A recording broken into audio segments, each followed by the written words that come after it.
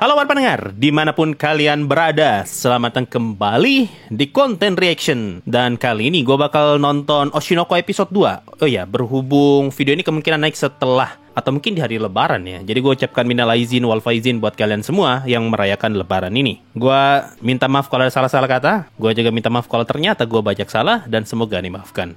Ya, pokoknya begitulah ya. Mari kita lihat seperti apa episode 2 Oshinoko. Apakah masih sebagus episode satunya? Atau ternyata nggak bisa sebagus episode satunya? Kita lihatlah mana nih kira-kira ya. Apakah ceritanya makin gelap atau ternyata biasa saja? Oke lah, kalau gitu gue nonton dulu ya. Sampai jumpa setelah gue kelar nonton. Dan setelah itu mari kita diskusikan lah episode 2 ini. Apakah ada nilai-nilai kehidupan lagi? Ataukah ternyata kita menemukan detail kecil? Mari kita lihat. Oh iya, by the way, ini episode 2 dimulai dari opening nih. Ini lagu ending yang di episode 1 yaitu lagu opening tuh. Itu, Akane, gue kira Ai masih ada di opening. Orang sudah mati masih muncul di opening. Tuhan, anime idol lagu kayak Attack on Titan. Sumpah ini kayak lagi lihat opening Attack on Titan gitu. Oh, itu dari tadi suara fans tuh. Gue kira gemuruh-gemuruh apa. Ih, bagus aja openingnya. Kayak masih ada orang mati nih. Gue baru lihat nih openingnya nih, bagus. Oh ya, anjir, ini lagu Attack on Titan, apa Black Ballad kayak gini nih. Kayak ada sekte-sekte lagi nyanyi gitu. Ini kayaknya mau ngasih tau kalau pengikut idol setara dengan sekte. Bentar, ulang li. Seru loh lagunya. Anjir, enak pak lagunya. Lagunya bagus bang, lirik sesuai cerita. Sayang di sini liriknya nggak ditulis di subtitle. Jadi gue nggak tahu artinya apa ya. Tapi lagunya enak banget didengar. Bagus, lagunya bagus banget. Udah ya, ini baru kita masuk ke animenya. Tuhan, orang gabung idol. Jumlah pelamar idol 136.114 orang. Sudah setara PNS, anjir. Sudah kayak PNS. Ada seleksi tertulis lagi. Waduh, tes wawancara, psikotes. Ini ya, kalau lu nonton Oshinoko langsung episode 2 tuh lu bakal tetap ngerti ceritanya. Karena diceritain ulang nih di awal episode 2. Jadi kerasa kayak episode 1. Waduh, ini si MC sudah kayak emak-emak gitu yang tidak. Kamu jangan jadi seniman, hidupnya tidak terjamin, mending PNS. Kayak gini nih. Dia ngasih tahu kan setelah idol harus pensiun di umur 30. Itu pun tidak ada jaminan. Ini persis nih. Kayak emak-emak yang suruh anaknya buat masuk PNS atau mungkin instansi yang lain biar hidupnya terjamin gitu. Jadi waktu pensiun pun masih ada uang pensiun. Wah, nih kalimatnya bagus nih. Makin lama di bidang ini kau akan makin mengerti. Keajaiban seperti itu tidak akan bisa terjadi lagi. Nah, ini relate buat konten kreator, terutama YouTube ya, yang baru mulai. Jadi kalau lu bikin konten, ini gue alamin sendiri sih. Ada masa dimana tiba-tiba channelmu tuh tiba-tiba rame aja. Entah dari mana tiba-tiba rame. Nah, ketika rame itu, lu manfaatkan momen itu. Karena setelah itu belum tentu muncul lagi momen yang serupa. Dan itu bisa jadi titik balik dimana channelmu berkembang. Itu yang gue rasain sih. Dan kalau lu sampai kelewatan ya, seperti kata-katanya Mbak ini, keajaiban seperti itu tidak akan bisa terjadi lagi. Nah, di bagian ini kan Ruby ditolak ya, walaupun dia sudah percaya diri banget ya. Ini sebenarnya, ini relate dengan kehidupan juga anjir. Di saat lu merasa lu udah yang paling hebat di sisi itu, lu gak bakal nyangka nih kalau lu bakal ditolak. Tapi ketika lu ditolak, wah anjir tuh sakitnya. Terkadang kita merasa nih kita pantas nih untuk memenangkan sesuatu, tapi ternyata di mata orang lain tidak. Tuh apalagi ada banyak faktor politik terlibat ya, belum lagi soal orang dalam, kedekatan dengan panitia, itu bisa jadi pertimbangan segala macam tuh. Atau mungkin ternyata anaknya siapa, banyak pertimbangan. Seperti kata mbak-mbak ini lagi, ini adalah kenyataan hidup, ada banyak faktor politik yang terlibat. Ini nih, bagian ini yang sebenarnya bikin gue berhenti baca versi manganya Oshinoko ya, karena gue gelisah soalnya di bagian ini. Ini kan dijelasin, kalau salah satu idolnya tuh pacaran dengan gadis itu berkencan dengan petinggi perusahaan. Aduh, ini yang bikin gue malas sebenarnya ngikutin Oshinoko versi manga ya, karena gue takut nanti ceritanya dibawa ke sana soalnya. Ini maknya ganggu sumpah. Gue jadi kesel sendiri. Gue jadi ingat Shadow Garden soalnya. Persis tuh, Shadow Garden kayak gitu lagi serius tiba-tiba diganggu. Ini orang niat amat pak, gambar matanya. Ini matanya Akane kayak langit lah. Habis di sini. Apa? Ending bentar ya. Gue denger lagu ending dulu. Siapa tahu bagus. Tidak sih. Gue nggak suka lagu endingnya. Enak ada openingnya. Ya, itu tadi Oshinoko episode 2. Apakah sebagus episode 1? Enggak. Masih lebih bagus episode 1. Apakah se-relate episode 1 di beberapa titik? Iya. Ceritanya masih bisa dibilang masih relate lah. Gambar matanya kayak relik-relik di museum art yang ciamik. Iya, ini anime niat banget gambar mata karakternya ya. Oh iya, by the way, mari kita cek kira-kira sekarang sudah berapa ratingnya Oshinoko ya. Apakah mengalami penurunan setelah masuk episode 2 atau ternyata wah turun nih 9,2. Kayaknya episode 1 9,3 deh. Tapi oke lah kalau cuma turun 0,1 ya. Masih nggak terlalu jauh kok. Kalau tiba-tiba turun ke 8 itu kerasa banget jomplangnya. Mobuseka menangis melihat mata di Oshinoko. Nah itu dia. Harusnya Mobuseka belajar dari Oshinoko. Bagus banget digambar mata-mata karakternya ya. Tadi tuh ada satu bagian yang menarik sih. Dari perspektifnya si siapa tuh namanya? Aqua. Itu menarik banget. Waktu dia ngomong kalau dia nyadar nih. Ternyata dia nggak punya bakat dalam hal berakting. Dan dia ternyata bukan siapa-siapa. Dia hanyalah satu dari sekian banyak orang gitu.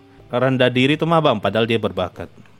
Cuma kerasa banget sih perubahan dari episode 1 ke 2 ya. Terutama di bagian misteri pencari pembunuhnya ini. Pembunuhnya si Ai. Di episode 1 kan kerasa banget nih. Wah ceria. Wah Ai. Wah senang. Di ending mati.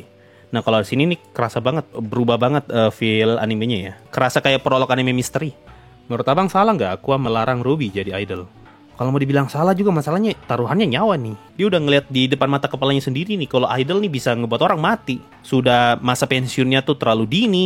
Tidak ada tunjangan setelah pensiun. Seumur hidup masih akan terus dipantau sama netizen. Malah ada ancaman dibunuh sama fans. Ini pekerjaan terlalu banyak resikonya nih. Dan aku sadar akan hal itu. Cuma Rubinya ya kepala batu. Satu orang realis, satu orang idealis. Si Aqua nih realis nih, ini nggak bisa, ini nggak kurang bagus.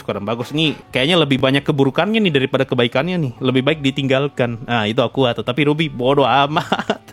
Saya yang penting jade. Saya mau apa? Jade. Aqua itu sudah tua guys, isinya dia ngerti rasanya dunia kerja. Oh iya, make sense. Iya. Secara umur kan Aqua lebih tua daripada Ruby ya sebelum reinkarnasi. Wajar banget kalau pemikirannya memang berbeda banget. Bahkan setelah dikasih tahu banyak hal tentang sisi gelapnya, kayak nggak peduli. Ya namanya idealis bro, bodoh amat. Tidak peduli, yang penting impian bisa tercapai. Cuma di satu sisi itu kadang ngeselin karakter kayak gitu. Dan kalau treatmentnya tidak pas ya, itu jatuhnya karakter naif. Ruby ini tipe karakter yang gampang banget buat disebelin sama banyak orang. Openingnya Oshinoko udah bagus bang, bagus banget pak. Wah gue denger 2 kali loh, enak banget didengar. Cuma nggak kayak opening anime idol gitu. Gue malah ngerasa nonton anime idol biasanya kayak Bang Dream tapi versi darknya. Episode 2-nya tuh ngasih tahu kalau sebenarnya ini bukan cuma anime idol. Rasanya tuh kayak ada 2 cerita terpisah gitu. Cerita idol sama cerita misteri. Misterinya tuh diurus sama Aqua, cerita idolnya itu diurus sama si Ruby. Kerasa sih di episode 2 tadi. Jadi 2 karakter ini punya 2 tujuan terpisah nih, walaupun saling bersinggungan ya. Apakah banyak yang drop pas episode 2? Enggak juga. Kalau menurut gua sih enggak terlalu jomplang ya antara episode 1 sama 2. Cuma kalau orang berhenti di episode 2 ya gara-gara Ai doang. Sudah terlalu suka sama Ai jadi enggak ikhlas kalau Ai-nya ganti. Enggak ikhlas kalau MC-nya ganti maksudnya.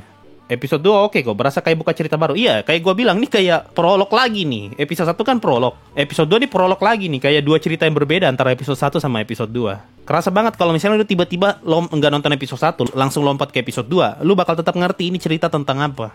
Gue nonton episode 2 ya, gue malah kaget pak, tiba-tiba habis animenya. Karena Kaki kayak gimana gitu di ending episode 2 ya. Ngelihat Akane kaget, tiba-tiba langsung ada lagu ending. Biasanya kan kalau mau bikin ending yang tiba-tiba kayak gitu kan ada lagunya nih pelan-pelan biar kita tahu oh ini kayaknya udah masuk bagian akhir nih. Ini tiba-tiba kayak patah banget. Akane kan namanya? Kana ya?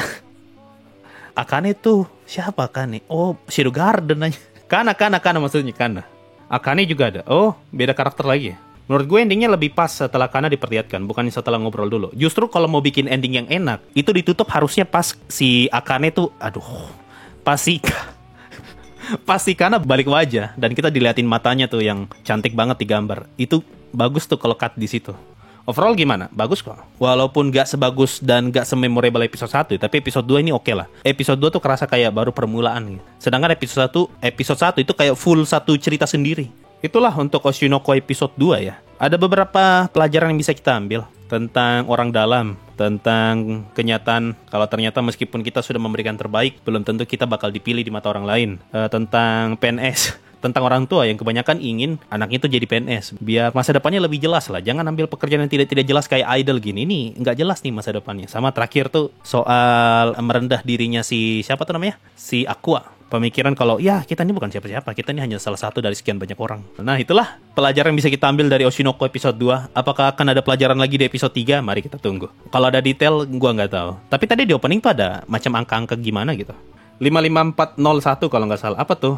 Jadi gini deh, Biar abang kasih tahu, angka itu ada kaitannya sama Bikomachi Ai, sama teman-temannya. Siap bang, siap. Si paling tahu, si paling tahu. Ada novel singkat dibikin sama Aka Akasaka buat nyeritain. Siap bang, si paling tahu. Si paling tahu bang, yang habis bikin lagu bang. Siap. Oh asmara. Siap. Siap bang, Ade cuma bisa hormat saja sama abang yang udah nyanyi lagu. Jadi ayo. Oh asmara, ungang-ungang-nging-nging. Ya udahlah itu ya untuk Oshinoko episode 2. Kira-kira akan seperti apa episode 3-nya, kita lihat aja nanti. Gue lebih penasaran episode terakhirnya sih. Bakal ditutup kayak gimana. Biasanya episode terakhir tuh, kalau bukan episode 1, episode terakhir berkesan. Mungkin itu saja untuk konten kali ini. Thank you semua yang udah nonton sampai di detik ini. Sampai jumpa di minggu depan. Bye-bye.